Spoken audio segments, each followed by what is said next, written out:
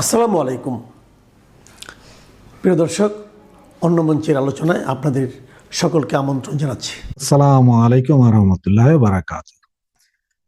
আজকে আপনারা পত্রিকার বিভিন্ন নিউজ দেখতে পাচ্ছেন এবং বিভিন্ন ফটোকার্ড দেখতে পাচ্ছেন যে আমাদের সেনা প্রধান ইন্ডিয়াতে যাচ্ছে।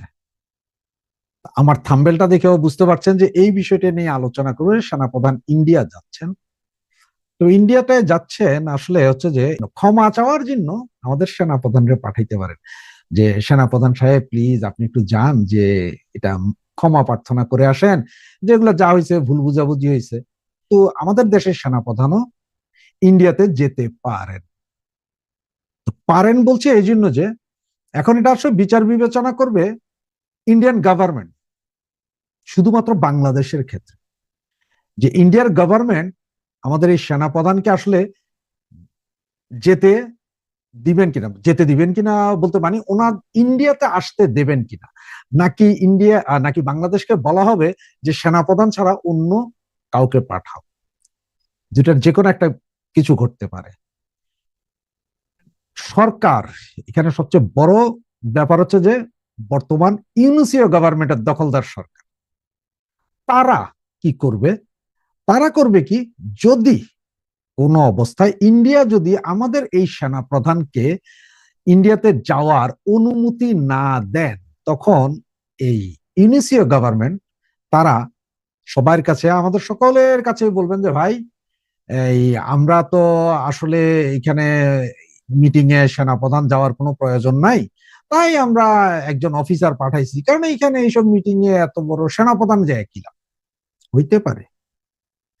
আর যদি সেনাপ্রধান যাইতে পারে, তাহলে এবার এদিকে আবার ব্যাপক গুঞ্জন শুরু হবে কি হচ্ছে।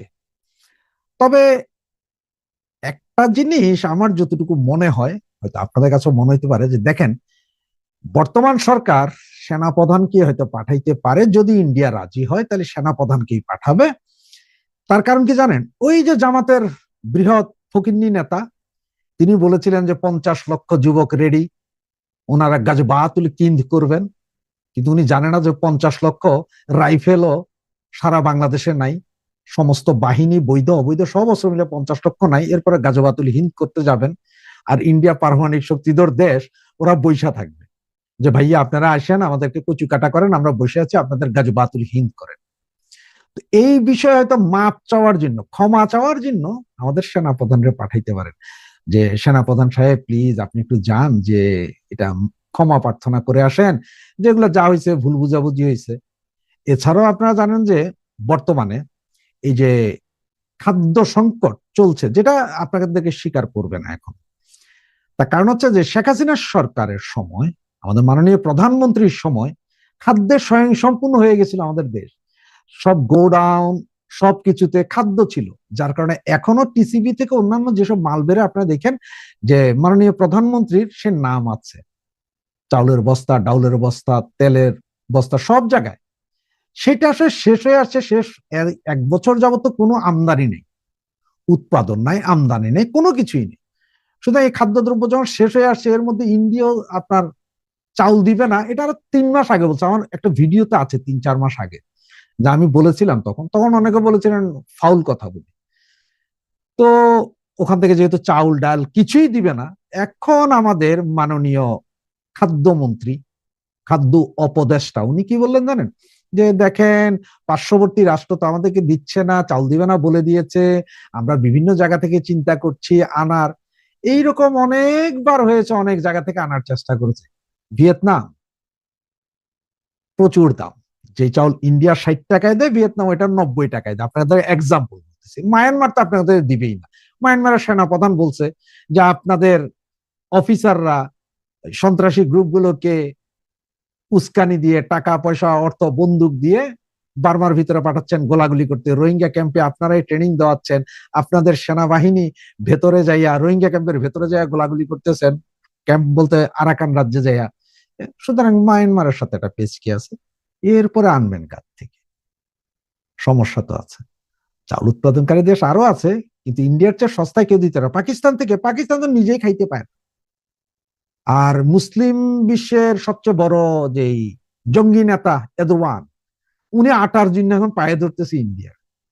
অবস্থা কিন্তু চতুর্দিকেই খারাপ। তো এখন আমাদের এই সেনাপ্রধান আসলে যাইতে পারেন কিনা, বা গেলে ওখানে কি হয়, কার কার পায়ে ধরেন উনি, এটা এখন দেখার বিষয়। আর অনেকেই এই মুহূর্তে বলা শুরু করেছেন যদি যায় হয়তো শেখ হাসিনার সাথে আলাপ হয়ে যেতে পারে, শেখ হাসিনাকে ফিরিয়ে আনার জন্য। তো আমি বলি, আওয়ামী লীগ আর শেখ হাসিনা এই সেনা ক্যাম্পের বা সেনাবাহিনীর কাঁধে ভর দিয়া আজ পর্যন্ত বাংলাদেশের রাজনীতিটা আসে নাই, সরকারও গঠন করে নাই। সুতরাং এসব সেনাবাহিনী আর সেনাপ্রধানকে আওয়ামী লীগ 2 পয়সার দামও দেয় না, তাদের কাঁধে ভর দিয়ে আসতে হবে। আর এই বিএনপি জামাতে আপনাদেরও বলি, আপনারা এতদিন আমাদেরকে বলতেন না যে আমরা পুলিশ নিয়ে আসি, আমরা ছাত্রলীগ আওয়ামী লীগ পুলিশ বিহীন আসতে, তো আর এখন আপনারা 36 দল মিলে এক হয়েছেন, পুলিশ বিডিআর তো আছে, লগে আবার সেনাবাহিনীকেও নিছেন। এখন আপনাদেরকে একটা ওপেন চ্যালেঞ্জ দেই, পুলিশ থাকুক, সেনাবাহিনীকে ফিরে যেতে বলেন, এরপর আপনারা কয়দিন টিকেন। আর আমার ছাত্রলীগের ভাই বোন, যুবলীগের ভাই বোন, আওয়ামী পরিবারের ভাই বোনকে কি বলো জানেন? আসলে ওই পুলিশ মারলে কোনো মামলা হবে না। তার কারণ হচ্ছে এর আগে 3,500 পুলিশ মাইরা ফেলাইছে, সেইটার ইন্ডিমিউনিটি পাইছে। এরপরও পুলিশের শিক্ষা নেই, পুলিশ বরঞ্চ আমরা পুলিশ হত্যার বিচার চাই। পুলিশ এখন আমাদের এই হত্যা করে জায়গায় জায়গায়, পুলিশ এখন আমাদের এই বাধা দেয়, আমাদের এই ধরে। পুলিশ তার ভাই বোন বন্ধু যারা মরছে তাদের প্রতি তাদের কোনো সিম্পিতি নেই। তারা হচ্ছে যে কারাপ্টেড পুলিশ। পুলিশ যেমন কারো মা বাবা ভাই বোন হয় না, পুলিশ কারো বন্ধুও হয় না, এটা একটা কথাই আছে না। সব পুলিশ মারলে কোনো কিছুই হবে না, পুলিশ মারলে কোনো ইয়ে নাই। কারণ হচ্ছে যে ওই যে কচি খাইলে গুণা আছে, জুনা খাইলে গুণা নাই, হুজুরেরা বলে না, ঠিক ওই রকম। অন্য কাউরে মারলে আপনার মামলা খাইতে পারেন, পুলিশ মারলে মামলা নাই।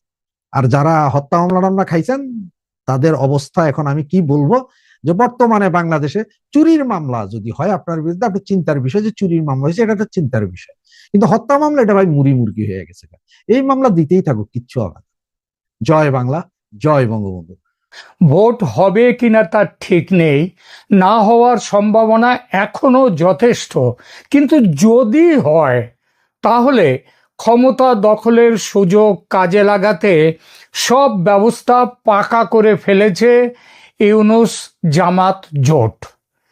আমার এই কথা শুনে কেউ বলতেই পারেন এটা কেমন কথা, ইউনূস তো রাষ্ট্রপ্রধান, তার অবস্থান তো নিরপেক্ষ, তিনি কবে কখন জামাতের সঙ্গে জোট করলেন? এমন কথা যদি কেউ বলেন, তাকে বাংলাদেশের ব্যাপারে কিচ্ছুটি তিনি জানেন না, এটা বলতেই হবে।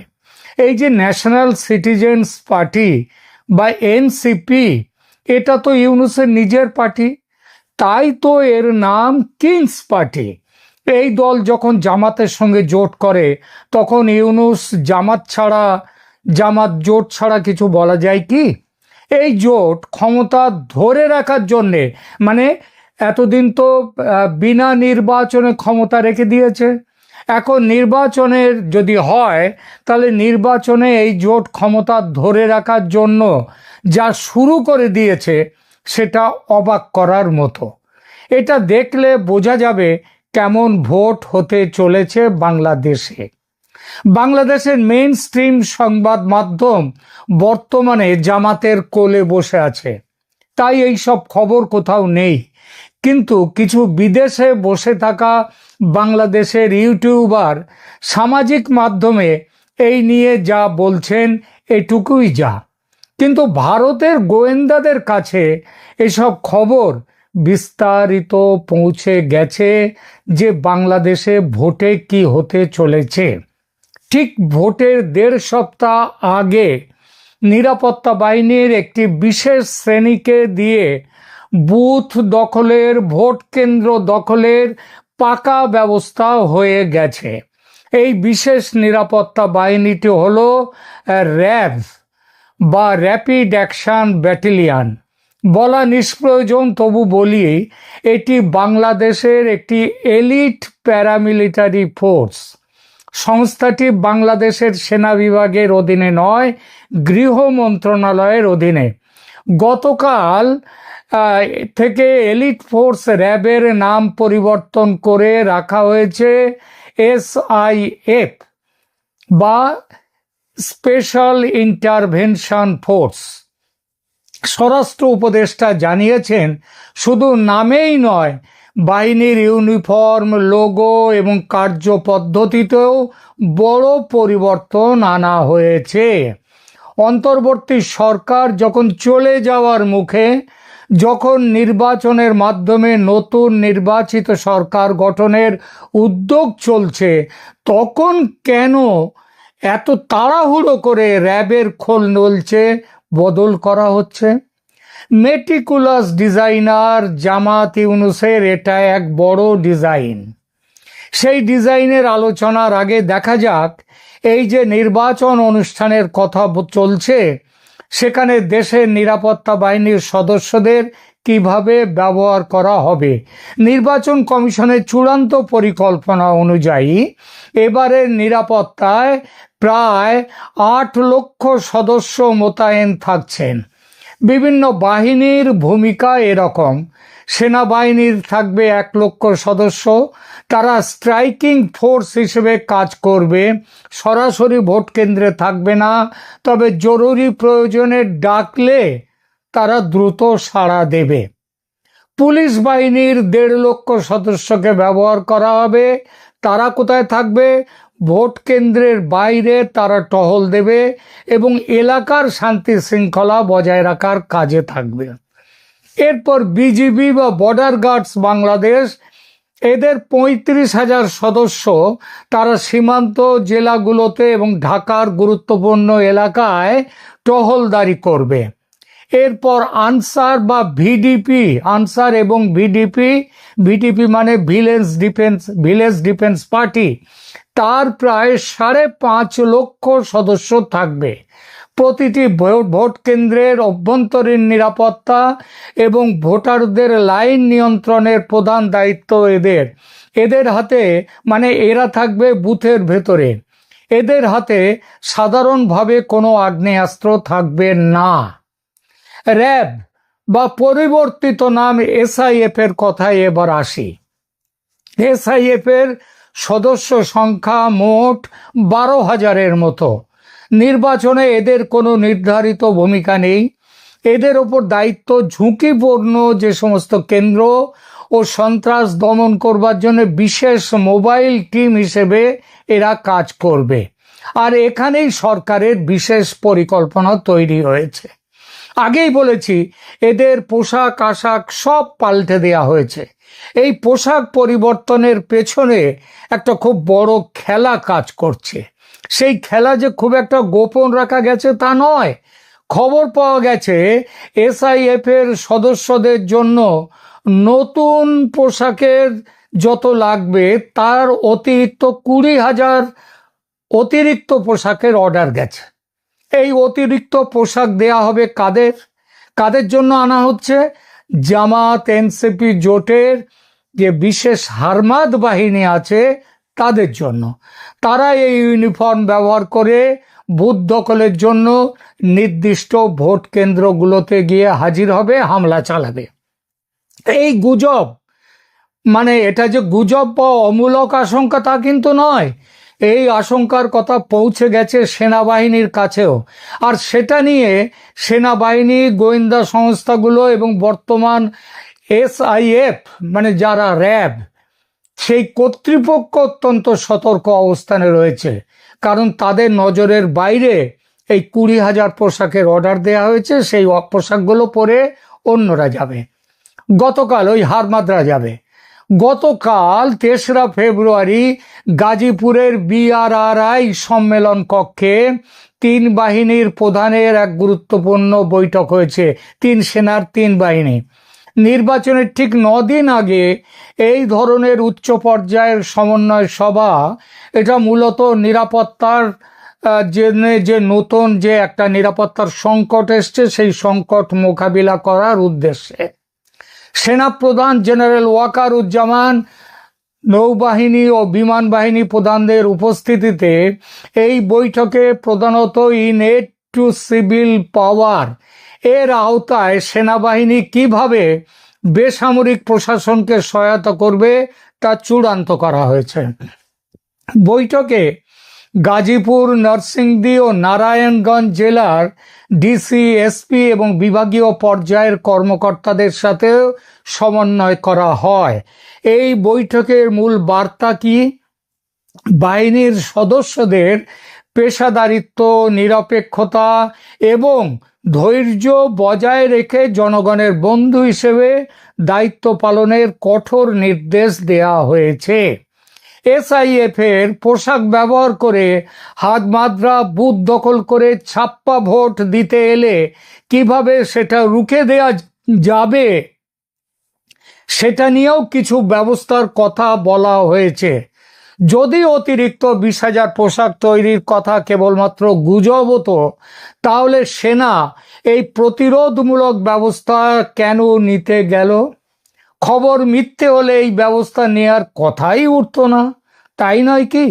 পোশাক বিতর্কের প্রেক্ষিতে কি ব্যবস্থা নিচ্ছে সেনা? গতকাল কি ঠিক হয়েছে?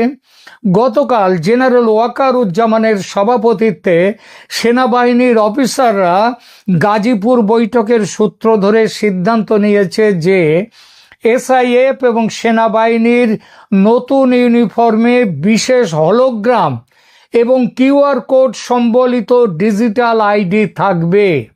ফলে কোনো সিভিলিয়ান বা ক্যাডার তারা যদি বাহিনীর পোশাক পরে জালিয়াতি করতে চায়, তাৎক্ষণিকভাবে তাদের শনাক্ত করা সম্ভব হবে। কি বোঝা গেল সেনার এই সিদ্ধান্ত থেকে? বোঝা গেল পোশাক বিতর্ক, ওই 20,000 নতুন পোশাক, এক্সট্রা পোশাক তৈরি করে হারমাদদের দিয়ে দেওয়ার যে খবর, এটা কেবল ভিত্তিহীন খবর নয়, এটা বাস্তব। কিন্তু কথা হলো, সর্ষের মধ্যেই যেখানে ভূত, সেখানে ভূত তাড়াবে কে? প্রশ্ন ওঠে, কে এই হলোগ্রাম লাগাবে? সেনা নাকি সরকারের স্বরাষ্ট্র দপ্তর? কে এই জালিয়াতি ধরবে? কিভাবে ধরবে? এসব প্রশ্নের কোনো সদুত্তর নেই। অর্থাৎ মেটিকুলাস ডিজাইন নিয়ে প্রশ্ন উঠে যেতেই চোখে ধুলো দেওয়ার চেষ্টা শুরু হয়ে গেছে। মনে রাখতে হবে, দেশে মোট ভোট কক্ষ মানে বুথ আছে 2,44,649টি, আর ভোট কেন্দ্র আছে, অর্থাৎ এই বুথগুলো যে ভোট কেন্দ্রে, অনেক ভোট কেন্দ্রেই একাধিক বুথ সেখানে আছে। ভোট কেন্দ্র মোট আছে 42,761টি। মোট ভোটার দেশে আছে 12,77,11,895 জন। তার মানে গড়ে প্রতিটি ভোট কেন্দ্রে প্রায় 3,000 ভোটার ভোট দেবেন এবং প্রতিটি বুথে গড়ে 5 থেকে 600 ভোটারের ব্যবস্থা রাখা হয়েছে। সারা দেশের ভোট কেন্দ্রগুলোকে 3টি ক্যাটেগরিতে ভাগ করা হয়েছে। লাল মানে অতি ঝুঁকিপূর্ণ বা হাইপার সেন্সিটিভ, হলুদ মানে ঝুঁকিপূর্ণ বা সেন্সিটিভ, এবং সবুজ মানে সাধারণ। নিরাপত্তা সূত্র মতে 42,761টি ভোট কেন্দ্রের মধ্যে হাইপার সেন্সিটিভ ভোট কেন্দ্র প্রায় 21,000, সেন্সিটিভ বা ঝুঁকিপূর্ণ ভোট কেন্দ্র প্রায় 16,359, আর নর্মাল বা সাধারণ ভোট কেন্দ্র মাত্র 5,000-এর মতো। এতেই বোঝা যাচ্ছে কোন উত্তেজনাকর পরিস্থিতির মধ্যে ভোট হতে চলেছে বাংলাদেশে। জামাত জোটের কাছে এবারের ভোট হলো তাদের ক্ষমতায় দীর্ঘ সময়ের জন্য থাকার শেষ আশা। জিতলে বাঁচবে, হারলে মরবে, পালাবার পথ নেই। চারদিকে, 3.5 দিকে ভারত, আর একদিকে বঙ্গোপসাগর। সুতরাং পালাবার পথ নেই। তাই তাদের মন্ত্র হচ্ছে করেঙ্গে ইয়া মরেঙ্গে। এই স্লোগানটা করেঙ্গে ইয়া মরেঙ্গে, এটা ইংরেজের বিরুদ্ধে স্লোগান দিয়েছিলেন গান্ধীজি। তবে জামাত জোটের পথ কিন্তু গান্ধীর পথে নয়, গান্ধীবাদী পথ নয়, তারা লড়কে লেঙ্গে বাংলাদেশ। বিএনপি এতদিন নেতৃত্ব সংকটে ভুগেছে। বিএনপির সাধারণ পরিচয় খিচুড়ি দল। এই দলের আদর্শ হিন্দি ফর্মুলা ছবির মতো, রাগ, দুঃখ, ফাইট, প্রেম সবকিছু ফর্মুলা মাফির এক এক চামচ করে নিয়ে আসা। সব দিক থেকে এক এক খাবলা মশলা নিয়ে তৈরি হয়। এখানে বিএনপিও তৈরিও ঠিক সেইভাবে। এখানে মুক্তিযুদ্ধের পক্ষ আছে, মুক্তিযুদ্ধের বিপক্ষ আছে, ধর্মনিরপেক্ষতা পক্ষ আছে, আবার গোঁড়া ইসলামী পক্ষ আছে, পাকিস্তানপন্থী আছে, আবার পাকিস্তানের বিরুদ্ধপন্থী আছে, ভারতপন্থী আছে, আবার ভারত বিদ্বেষী আছে। এই দলটি মাঠে লড়াইয়ে নেমেছে অনেক পরে। তারেক রহমান দেশে ফেরার পরও বেশ কয়েকদিন নাকে সর্ষের তেল দিয়ে ঘুমিয়েছে। ততদিনে জামাতের ঘর গোছানোর কাজ শেষ। সেজন্যেই জামাত জয়ের স্বপ্ন দেখছে, জয়ের দোরগোড়ায় পৌঁছে গেছে ভাবছে তারা। এবং সেটা ভাবনাটা খুব একটা মিথ্যেও নয়, এখন শুধু দরজা খোলার অপেক্ষা। সে কাজটুকু করার জন্য সব কিছু করতে তৈরি জামাত। এই সব কিছু বলতে কি, এসআইএফ এর পোশাকে নিজেদের হারমাতদের দিয়ে ভোট কেন্দ্র দখলের প্ল্যানও আছে, তা সেই কেউ স্বীকার করুক আর নাই করুক। ওয়াকারুজ্জামান গতকাল গাজীপুরের বৈঠকে এ নিয়ে উদ্বেগ প্রকাশ করেছেন, প্রতিরোধমূলক ব্যবস্থা নেওয়ার কথা বলেছেন। তবে গত 1.5 বছর তার নিজের যা ট্র্যাক রেকর্ড দেখেছে দেশের মানুষ, তাতে কোনটা তার মুখ আর কোনটা তার মুখোশ তা নিয়ে মানুষের বিস্তর সন্দেহ। 12ই ফেব্রুয়ারি কি ঘটবে দেশে সেটা জানেন কেবল পরম করুণাময়।